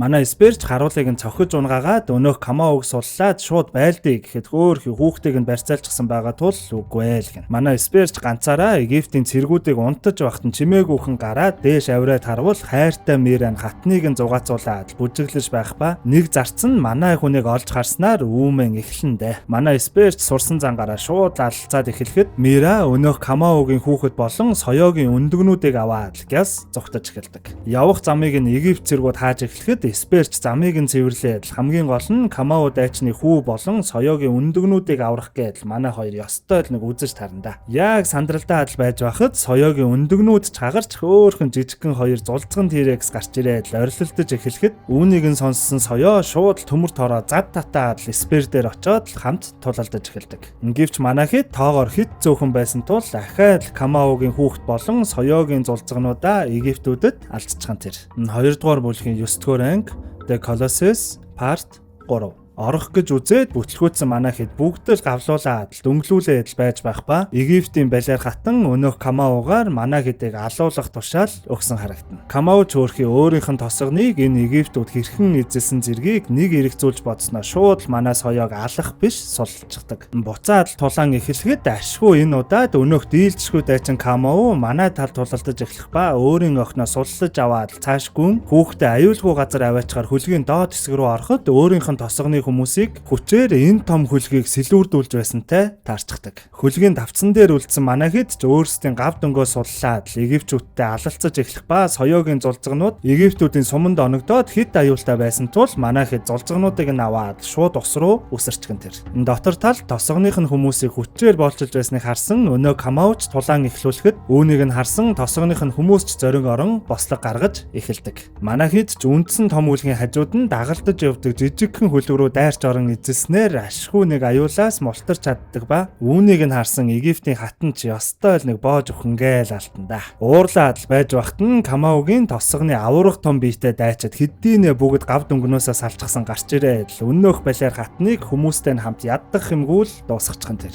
Камао дайчин өнөөх балиар хатан барьж аваад л доош шитгэхэд манай хэдний орчихсон байсан жижиг завираа унаад л дуусаа. За ингээд л аюулаас бүрэн гүйцэд мултарсан манхэд салаад л өөрийн замыг хөөхөр болоход нэгэн том зүйл далайн усан дээр галд өрөлзүүлээд л алхаж харагдана. Мэдээж л энэ нь Тамийн хаантай гэрээ хийж асар их хүчийг олж авсан өнөөх Viking удирдагч. 2-р бүлгийн хамгийн сүүлийн буюу 10-р анги Echoes of Eternity. 2-р бүлгийн сүүлийн анги манай Сперийн бага насаар эхлэх ба гэрлүүн хэсэг бүлэг сэлмэн соёотууд дайрахад Спери аав нь хүмүүсээ хамгаалж баатарлагаар тулалдсан ч эцэст нь өөрөө өхөж дуусах ба харин үлдсэн сэлмэн соёотуудыг нь манай Спер хэдийн нас бага байсан ч баатарлагаар тулалдан дарж авснаар шинхэн удирдагч болсон байдаг. Ийхүү хуучнаад урсан зүүдлэн унтаж байгаа адал сэрхэд манай хэд хэдийнэ Мирагийн төрсэн газар нь ирчихсэн байхан тэр. Мирач дөнгөж далайн ирэг дээр ирмэгцээ хэрхэн найзуудыг нь Викингууд алж өөрийг нь боолчлон ард агзан дээр нь халуун төмрөөр тэмдэг тавин авч явсан тухай бодоод шууд л үйл айдал эхлэхэн тэр. Энэхүү газар нь тэмээ энтертэй их л цөлөрхөг газар байх ба манай хэд ч цааш явсаар нэгэн агуу олж ороод өнөөдөртөө эндээ амархаар болдог. Өглөөч болж манай соёо зулцгнуудаа Жимс энтер түүхээр гарахтаа горхины усанд орж байсан нэгэн эмэгтэйтэй таарах ба энэ нь манай Мирагийн бүр багын найз нь л болж таардаг. За ингээд л манай хэд цааш явсаар Мирагийн төрлөх тосгонд ирэхэд мэдээж л динзавар анх удаа харж буй хүмүүс бүгд л гайхаад л айгаад л хөөхий нэг л эвгүй айсан шинжтэй л ухтаж авах нь тэр. Мирач тосгоны хүмүүстэй тайлбарлан хэлж тайвшруулснаар манай хэдийг их л хүндэтгэлтэйгээр хүлээж аваад л орой найрч эхлэндэ. Тосгоны хүмүүс манай Спер соёо хоёрт байрлах байр гаргаж өгөөд манай хоёрт соёогийн зулцгууттай баг зэрэг тухахгүйх нь л амарч харагдана. Нэг л бөхчмдөөд амарч чадахгүй байсан манай Спер шүнжэнгөө өрөөнийхөө хан дээр өөрийнхөө туулж өнгөрөөсөн түүхийг бүгдийг нь зураад л унтчихсан байх ба Үүнийг нь өглөө Мира орж ирж хараад их сэтгэл нь хөдөлсөн харагдана. Байнгын адал явдал хөөж аяллаж явдаг манай Эсперч суурин газар нэг л болж өгөхгүй сууж байхад алсаас хар утаа суунаглуулаад нэг л аюултай зүйл ирж яваа нь илхэн харагдана. Манай Эспер соёо 2 яран очвол энэ нь мэдээж л өнөөх хувирч томроод асар их хүчтэй болсон Viking дайчин байх нь тэр. Гэхдээ манай хоёрт ямар зүйл хэн байх нь огт хамаагүй сурсан зангаараа шууд тулалдаж эхэлдэг. Өнөөх нь бөөн гал энтер гаргаад манай хоёрыг огт ойртуулахгүй байсанд нь хажуудах өндөр уул руугаа авираад зогтох ба өнөөх мангас нь могоо олж хувраад араас нь хөөж эхэлдэг. Манай хоёр ч явсаар өнөө уулын орой дээр гарахад өнөөх мангас нь соёог ядах юмгүй шатаагаад унахчих ба манай Эсперч бүр уурлан ухаанаа алдаад дайрахад энэ их дүрлзэн асарч буй галд нь манай Эсперийн бие нь шууд шатаад эхлэх нь тэр. Найзыг нь гэмтээснийг харсан манай Эспер үүнийгээ ч тоолохгүй уурандаа галзууран өнөөх мангасыг өндөр уулын оройгоос түлхэж хамт унаад замдаа доороо хийж балбасаар байгаад ашгууныг дарж авч чаддаг. Гэтэл удалгүй энэ их хүчийг авчгаад өшөөгөө ч авч чадаагүй Viking дайчин Тамийн хааны гар газар доороос гарч ирээд буцаагаад л аваад явчихсан тэр. Манай Эсперч хөөрхийн хамаг биеийн шатаа түлхэгчсэн ер нь ямар ч авралгүй л гэж онцлогдох ба хөөрхийн аманда Мира гэхээс өөр зүйл хэлж чаддаггүй. Үүнийг нь харан өрөвдсөн Мирач ханан дээр зурсан зургуудыг нэг харснаа шууд манай Эсперийн дээр нь гарч суугаад нөгөө юу яаж эхэлдэг. Энэ агуу дайчны өөр удмыг нь үлдээл гэсэн юм шиг байгаа. Кадр солигдоход Мира томоо гихч охинтой болчихсон байх ба охин нь соёогийн нэг зулцгийг унчихсан байгаа нь яг л соёог унчихсан манай Эспер шиг харагдаж буй дүрслэлээр энэхүү бүлэг маань дуустдаг. 3 дугаар бүлгийн 1-р анги Vengeance of Death. 3 дугаар бүлэг эхлэхэд манай Мирагийн тосгон бүхэлдээ халдлахад уртсан байх ба тосгоны нэгэн бөө ухаан орон сэрээд их л ууртаагаар тэнд нь байсан нэг халдагчийг шууд лалангуудаа бөөн лилдэв бодис хүний цус нүд зүрх зэргийг хольж байгаад нэг л сонин шидийн зүйл бүтээчихэн тэр. Өнөөхөөч барин тосгоны дундуур явсаар бүр дээр нь байрлах нэгэн агууд ороод нэгэн цогцос шиг зүйл дээр сая гаргаж авсан шидээ хэрэглэхэд өнөөх цогцос нь амьлаад л босоод ирхэн тэр. Энэ нь мэдээж л Тамийн хаанаас хүч зээлдэн авсан Viking дайчинтай тулалдаж байхдаа амнасаа алдсан манай Эспер байхан тэр. Өнөөх бөөж шууд манай Эспер тушаал өгөн хөдөлгөж байхыг нь харуул нэг тийм шидээрээ босгож ирсэн хүүхэлтэй шиг нэг тийм зомби ч гэх юм уу нэг тиймэрхүү зүйл болгосон юм байлаа. Мэдээж л тосгонлуу нь халдсан халдагч нараас өшөөгөө авах гэж ийм зүйл хийсэн өнөө бөө манай зомби Эсперийг шууд халдагч нар руу явуулахад манай хүн ч ёстой л нэг тасар татаад л эхлэх нь тэр. Манай хүний хит хит удаа жадаар зоосон ч юу ч мэдэрдэггүй ёстой л нэг бүрэн зомби л болчихсон байдаг. Өнөө халдагч нарын нэг нь манай Эсперийн ард өдөрдөө зогсож байсан бөө ах хууг задлаж унгааснаар өдөрдөөд байсан шидэнж гарч гайхаад л зогсож байхад толгойг нь ингээд шууд хуулаад л хайчихдаг. Манай хүний ч өөрийн ухаан нь орж ирэн хаана яг юу хийж байгаа, ер нь юу болсон гэдэл юугаа санахгүй гүлрөөл зогсож харагдав. Юу ч гэсэн нарны гэрэл хурц харагдах зүгт явж байгаад нэгэн гол дээр ирээд голын тусгалд өөрийгөө хараад л ёстой л нэг шок. Гайхаад л зогсож байхад нь асар том матар гарч ирээд өмхөөд л авах ба хэдий зомби болсон ч манай өнөө бас тулдах чадвар нь хിവэрэ байлээ шүү. Өнөөх том матрын хилийг нь шууд суг татаад л алчдаг. За ингээд л ахаа цаашаага явж байхдаа санаандгүй голд живжгүй нэг хүнийг татаад л аврахад өнөөхөн ч манай хүнийг хараад шууд л зогтох ба тойрч очоод ахаад л бариад автал энэ нөхөр нь уйман гэгдэх халдварт өвчнөд энгийн л нөхөн болж таардаг. Өнөөхөн ч манай хүнийг наашир гэдэл явхад араас нь удаан гихч нь алхасаар элсэн цүлд ирвэл яг ийм өвчтэй маш олон хүмүүсийн байрлаж байгаа газар нь ирчихсэн байхан тэр. Оройч болоход гинтэл морин төвөргөн сонсогдох ба гараад харуул эртний араб хүмүүс ирчихсэн өнөө өвчтэй хүмүүсийг ёстой л нэг хайр найргүй алж харагдана. Манай хүний толгойд ч хүүгээ алдаж байсан дурсамж нь хальт мөлт харагдахад шууд л уур нь хөрөн өнөө дайрч буй арабуудыг нэг нэгээр нь тасдаж эхлэн дээ. Өнөөдөл нь манай хүнийг сэлмээрээ завчсан ч мэдээж л манай хүн юу ч мэдрэхгүй. Тэгснэ нэгнийх нь морийг нь булааж аваад л унахад хөөхөө соёогоо унж байсан дурсамж нь хальт мөлт толгойд нь орж ирээд лээдэг. Үргэлжлүүлэн өнөөх арабуудыг нэг нэгээр нь гар хөлийг нь тастаад шидэж эхлэхэд үлдсэн хідэн ч мэдээж зүгтаад л яваад өгдөг. 3 дугаар бүлгийн 2 дугаар анги Kingdom of Sorrow. Манай Эспер цаашлан удаан гихчин өдөр шөнөгүй л алхаж явсаар нэгэн шүн цүл хавцаа ирэхэд өөдөөс нь асар том олгоо хорхоо архираад гараад ирэхэд өмнө нь араатнуудтай тулгараа зүхтаж байсан дурсамж нь хальт орж ирснээр жаахан ч гэсэн айдас мэдэрч байгаа нь харагддаг. Өнөөх том хорхооноос шууд зүхтахад өнөөх нь энд тэндээс нь гарч ирээд логт тайван байхгүй байсан тул сүүлдээ бүр уурлаад биенээс нь хазаад яг алалцах гэж байхад ашгүй нар мандснаар өнөөх хорхооч зүхтаж элс рүүгээ орсноор аюулаас мултарч чаддаг. Ингээд цаашлан халуун наранд илсэн цөлд ёстой л нэг айхлаад л алхаж эхлэхэд элдэв зэрэглээ энтер харагдаад сүүлдээ бүр өөрийнх нь амьд байсан үеийн хүртэл харагдаад нэг тийм дурсамжин ч юм уу эсвэл юм хит халуун дэмэрч байна уу л гэлтэй сонин зүйлс харагдаад л эхэлдэг. Ашгүй нэг бороо орсноор манай хүн буцаад ухаан орон сэрснээр маргааш нь цаашаага аяллаа урагшлуулах ба хадан дээр харагдах нэгэн агууг олж харан их л сонирхоод авирсаар байгаад л яваад орчихон тэр. Манай хүн ч нэлийн алхсаар бүр нэг эртний гэмээр хотод ирчихсэн байх ба гинтэл тал талаас нь өвчнөөн том арслангууд гарч ирээд шууд манай хүн рүү дайрч эхэлдэг. Манай хүн ч ахин аюул мэдэрснээр шууд л эргэж хараа зүхтах ба яг л баригдаад идүүлэхийн алдад ашгүй газар нь цөмөрч доор нь байсан нилээ их ус руу бөөнөрөө унчхан тэр. Манай зомби ч яхав жив зүхэн энтер гэж айх юм биш цаашаага тайван сайхан алхаад л уснаас гарахад өнөөх арслангуу дахиад л тал талаас нь дайрч эхлэх ба манай хүнч төвчээр алдан шууд л алалцаж эхлэндэ. Хэд хэдэн арсланг нь тас татаж хайчгаад цуснд будагдсан юм гараад ирэхэд энэ хэдийнха толгойлогч нь гэмээр бүр дэндүү том биетэй хар саарл үстэй нэг арслан гарч ирээд л манай хүнийг ёстой л нэг элдэж эхлэндэ. Манай хүн ч мөчөөгөө өглгөө алалцаж байгаад хажууханд нь үхчихсэн байсан цэргийн жадыг аваад шууд өнөө альфа арсланлууд айран амаар нь толгойг нь нэвт сүлбэн алснаар бусад арслангууд нь ч манай хүнийг тайван орхихон тэр. 3 дугаар бүлгийн 3 дугаар анги Feast of Flesh. Манай хүн ч хаашаа ямар зоригтой явж байгаагаа ч мэдэхгүй юу ч гэсэн наран мандах зүг рүү чиглээд аяллаа үргэлжлүүлж байхдаа дээрээ судалтай жижигхэн царцааг олж харахад соёогийн судал хальт толгойд нь орж ирснээр их л сонирхон өнөөх царцааг дагаад л араас нь явж эхэлдэг. Хөөхөө соёотой холбоотой дурсамж нь хальт толгойд нь орж ирээд энэ царцаа их л дулаахан танил санагдаад л ах шиг байгаа. Өнөө царцаагаа бүр алхандаа хийгээд их л нандинан өдөр шөнөгүй л хамгаалаад явж байхад өнөөх нь гаран дээрээс нь сэл явчих ба араас нь мод руу авирч байгаа цанаандгүй унснаар бүр газар цөмлөөд нэг тийм газар доорх агуу шиг газар ирчихсэн байхын тэр. Ямар газар ирснээ ч мэдэхгүй гайхаад л явж байхад гинтэл нэг ийм сонин жижигхэн мангас гарч ирээд дайрах ба газартаа нялчгаад л байж байхад цаанаас нь бүр дэндүү олон ийм мангасууд гарч ирээд манай хүнийг дараад авчихдаг.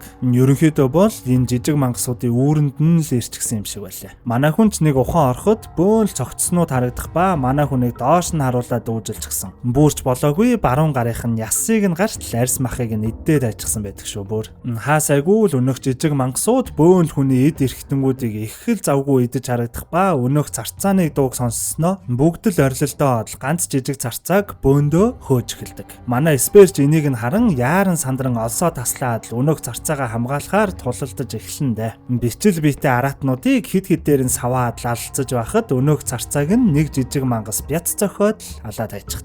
За ингээд л манай зомбигийн уур нь хурч уушгин савсааснаар тэнд байсан нэг жадыг авч байгаад л бичил биетэй махчин араатнуудыг бүр ямар ч хайр найргуу тасчиж эхэлдэг. Асар удаан тулалдсны эцэст нэгийг нь зүлдээлхүү бүгдийг нь алж хядаа дуусгачихсан харагдах ба хөөхий өнөөх царцаагаа бас хөөхөн оршуулаад л байж байхад сая тулалдаж байхдаа авсан шархнуудаас нь эд эргэтнүүд нь хүртэл унаад л эхэлдэг. Манай хүн ч цээжнээс нь унсан эргэтнээ буцаж хийгээд тэнд байсан нэг даавуу шиг зүйлээр бие ороочхоод бас нэг том амтны шүдтэй зүйлтийг олоод хүзүүндээ зүгээд жижиг араатнуудын үүрнээс гардаг. 3 дугаар бүлгийн 4 дугаар анги Pray for the Wicked.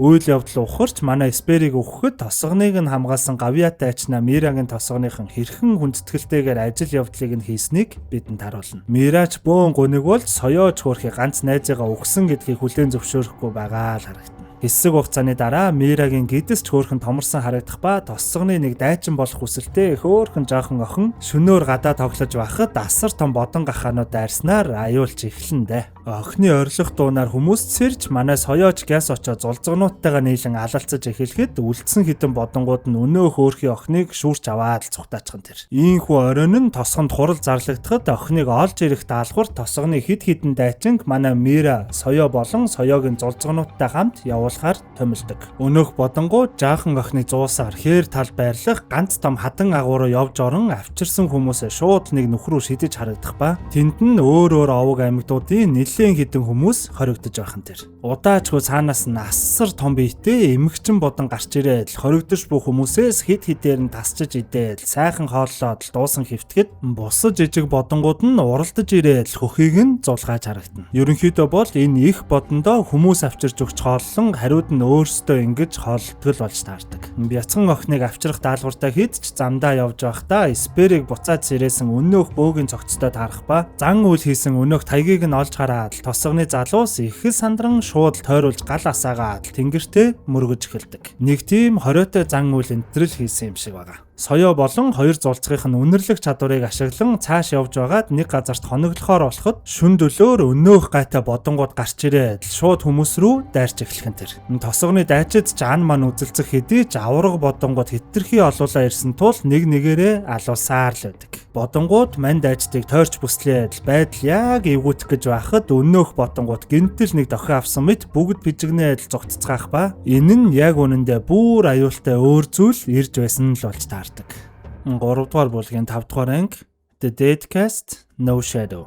Авраг бодонгуудын зүхтаад л явсан тэр аюултай зүйл нь толгой хуухаа зүсүүлээ тархин нийл гарччихсан. Нэг гараа ясыг нь гарчл мүлжүүлчихсэн. Бөөн л ялаа шумуул дагуулчихсан манай зомби Эсперл байсан болж таардаг. Мэдээж л тэнд байсан хүмүүс бүгд шок. Тосгоны хүмүүс ч бараг бузар зайл гээл бараг зан үйл хийж харагдана. Манай Мирач бүр гайхан дөхөж очих гэхэд соёоч дими гээл бас хөөхөн болгоомжлоод л байхын тэр. Манай Мирач соёо тулж ирээд Мира гээл нэрээ хэлэхэд манай Эсперийн дурсамж хальт мулт сэргэн юу ч гэсэн аюултай хүмүүс биш ойр дотны хүмүүс нь юм байна гэдгээ бас хөөхөн ойлгоод л ах шиг байгаа. Хөөхий ганцаараа байхдаа үзэж туулсан юмаа ярих гээд л оролдон хий дими орилоход нөгөө хідэн огт ойлгодоггүй. За ингээд юу ч гэсэн манай хэд нийлж аваад цааш даалгавраа үргэлжлүүлэхэд манай соёо зомби болчихсон найздаа нэг л итгэж өгөхгүй байгаа л харагдав.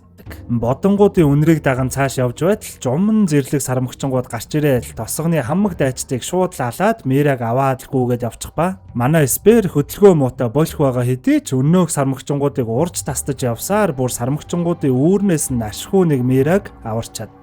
Манай хэдээс бусад тосгоны хамаг дайчид ч өнгөрч сая тулалдаж байхдаа гэмтээсэн гар нь тасарч унах гээд байсан тул Мира ойж өгөөд л соёогийн зулцгнууд ирж ирэхлээр л манай хэд овоо уучраа олж байгаа мэт л харагддаг. 3 дугаар бүлгийн 6 дугаар анги Cavern of Horrors.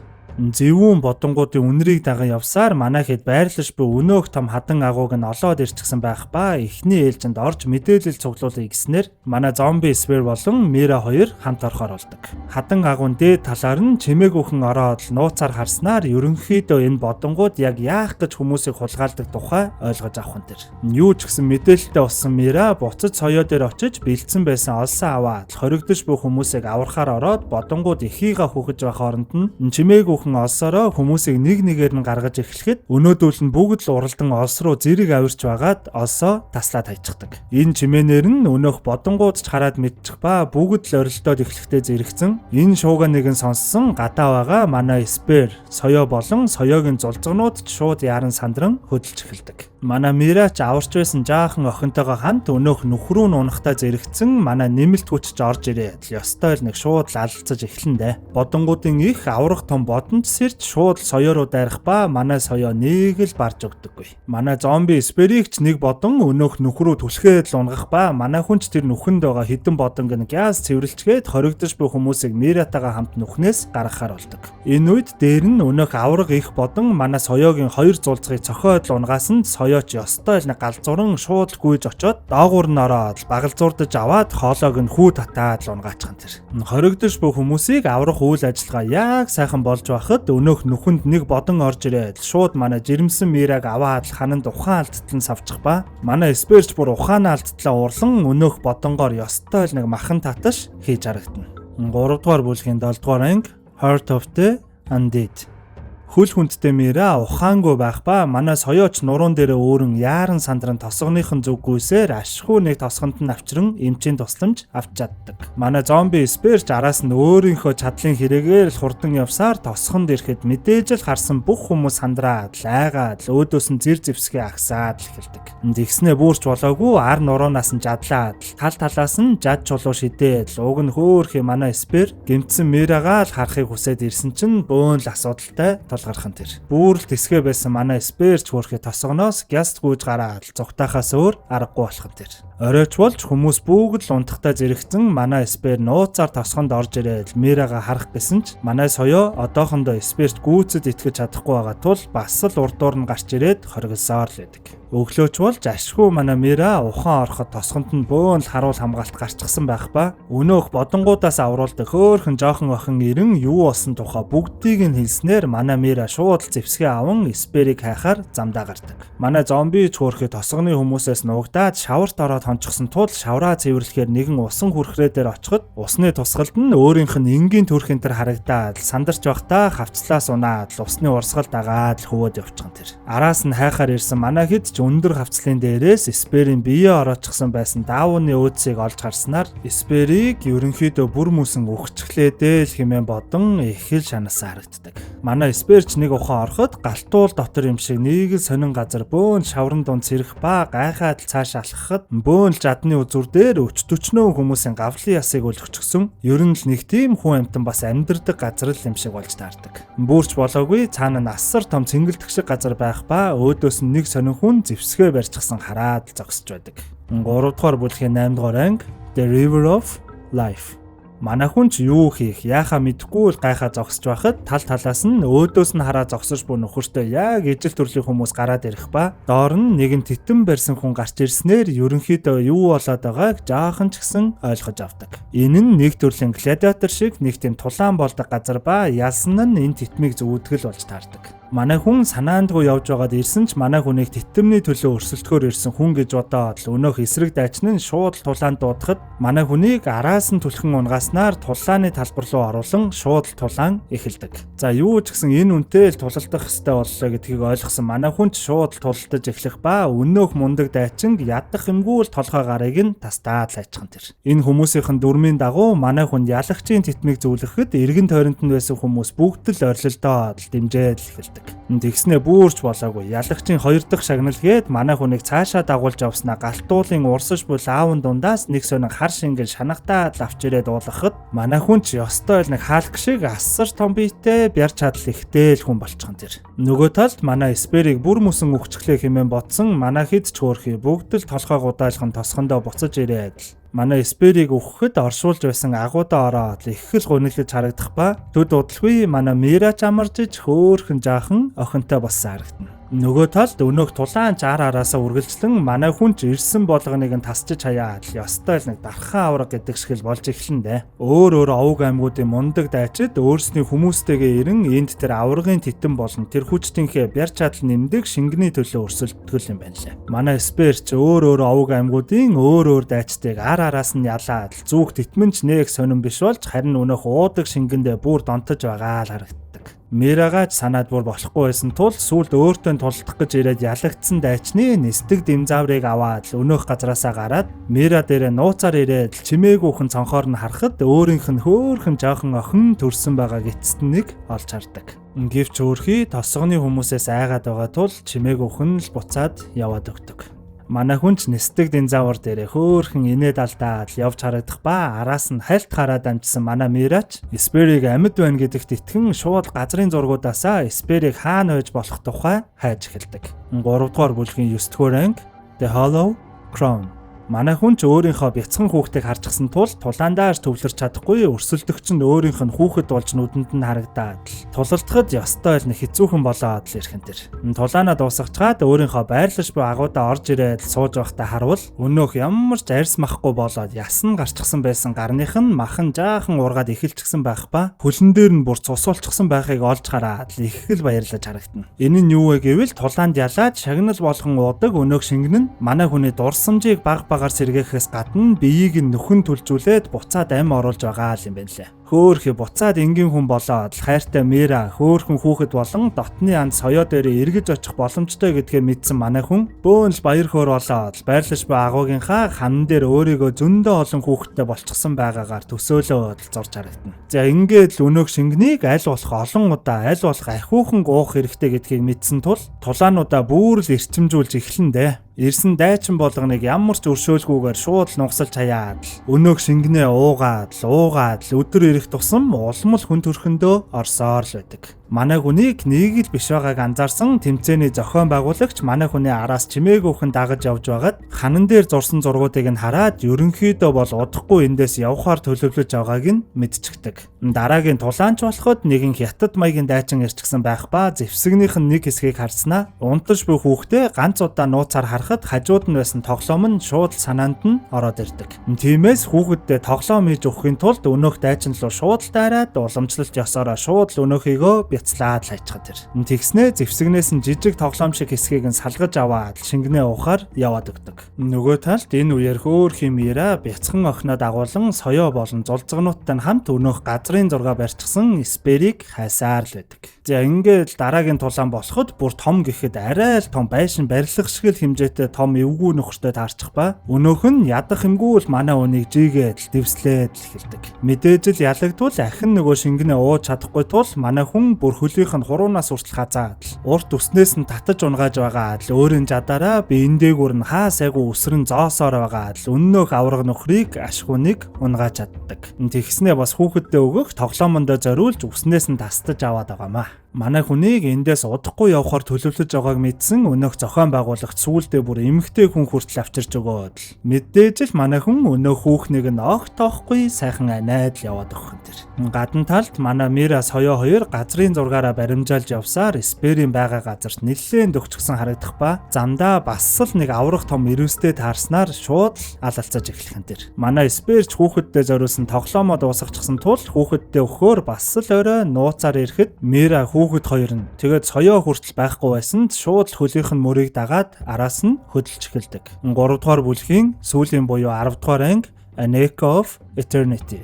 Манай Сперч нөгөө хэдийнхаа хөлийн мөрийг дагсаар очвол газраар бөөнл цуснаж болчихсон байсанд их л сандраа цаашаа очиж шалгавал ашгүй энэ их цус нь манай хэдих биш өнөөх хар ирвсийг л болж таардаг. Манай соёоч хөөрхий тэр ирвстэй тулалдаад нэлээд л бэлтчихсэн харагдана. Мирач бөөн баяр болон хүүхдийг нь аавтай нуулзуулаад л Сперч хөөрхий соёо дээр очин тэрврээд ингэснээр ашгүй эцэднийг манай хүн хүүхэддээ өөрийн нилээдгүй их хүч хөдөлмөрөөр олж авч хийсэн тоглоомоо өгөн тоглоулж байгаа юм да. За ингээд бүх асуудал буцаад байр байрандаа ороод яг сайхан боллоо доо гэтэл гинтэл эн тэндээс нь унтуулдаг сумаар буудаад манай хэдийг бүгдийг нь унтуулчих ба энэ дайрсан хүмүүс нь өнөөх тэмцээнийг зохион байгуулдаг нөхдүүд л болж таардаг. Манай Сперч нэг сэрхэд өөрийг нь төмөр гинжээр гинжилчихсэн.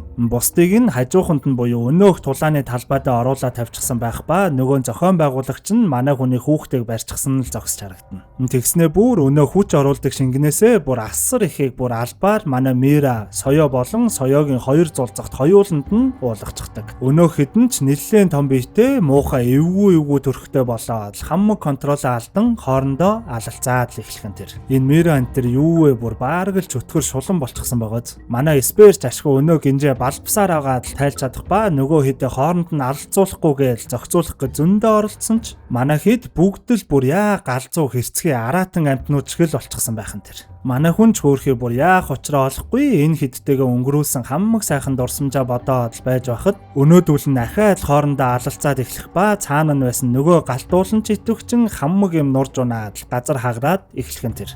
Тулааныг зохион байгуулж байсан хүн болон тэнд байсан бүх үзэгчид жаймамаа бодон тал тийшээгээ зүгтаад л эхэлдэг. Манай Сперч хөөрхий галтуулын халуун лав руу нөгөө хэдэн унгаахгүй гэж зуурч дээш нь татаж гаргаад л өөрийн хүүхдээ ч гэсэн унж байхад нь очиж аваад чадхаараа л зохицуулалт хийж эхлэндэ. Манай Мира бүр Сперлүү дайрч байхдаа санаандгүй хүүхдийнхаа духыг хумсаараа зүсчих ба ашгүй хүүхдийнхаа уйлах дуунаар өнөөх уусан шингэнийхаа нөлөөнөөс нь гарч чаддаг. За ингээд юу ч гэсэн Мира хүүхд хоёроо аюулгүй газар руу явуулчихаад өнөөх гурвыгаа зохицуулах гээд очиж байхад соёогийн нэг зулцх нь өсөрч ирсэн халуун лавт оногдоход уусан шингэнийхаа нөлөөнөөс гарч байгааг анзаарсан манай хүн нэг жад олж аваад жадныхаа үзүүрт халуун лавт хүрхэж байгаад нөгөө зулцгийг нь очиж хатгаснаар ашгүй ингээд 2 жижиг зулцэг юу ч гэсэн сэргэж авдаг. Одоо ганц соёо үлдсэн тул очоод халуун лавтай жадаараа хатгасан ч хитрхи их шингэн уусан соёод энэ нь огт нөлөөлдөггүй. Мэдээж л ухаанаа алдсан соёо найзыгаа алах гэдэл дайрч манай хүн ч дахин жадаараа хатгасаар л байдаг. Өчнөө олон удаа хатгасны эцэст ашгүй манай соёод сэрж халуун лав руу унж байсан спер найзыгаа авран нуруунд дээрээ суулгаснаар алдарт хамтрал энэ их адал явдлын дараа ахин нэгдэж байгаа юм да. За ингээд юу ч болчихв асар их аюултай үйл явдлууд бүр үхээд буцаад сэрсэн манай хүн ч тайван сайхан унтаж байгаад бүр өмнө нь өөрийнхөө зурж байсан ханан дээр ирэн Мира болон өөрийнхөө зураг дээр нэмэн өөрсдийн хүүхдээ болон соёог 2 зулцгийнх нь хамт зуран манай хэд бөөндөө нийлэн их л тайван амгалан их л хөөрхөн байдалтайгаар унтаж харагдана. Кадр солигдоход өмнөх бүлгийн төгсгөл дээр харуулсанчлан манай хоёрын охин нэлээд том дайчин охин болчихсон соёогийн нэг зулцгийг унчихсан байгаа нь яг л манай спер болон соёо хоёрын үргэлжлэлийг харуулж буй дүрслэлээр энэхүү одоогоор гарсан байгаа хамгийн сүүлийн бүлэг болох 3 дугаар бүлэг маань дуустдаг.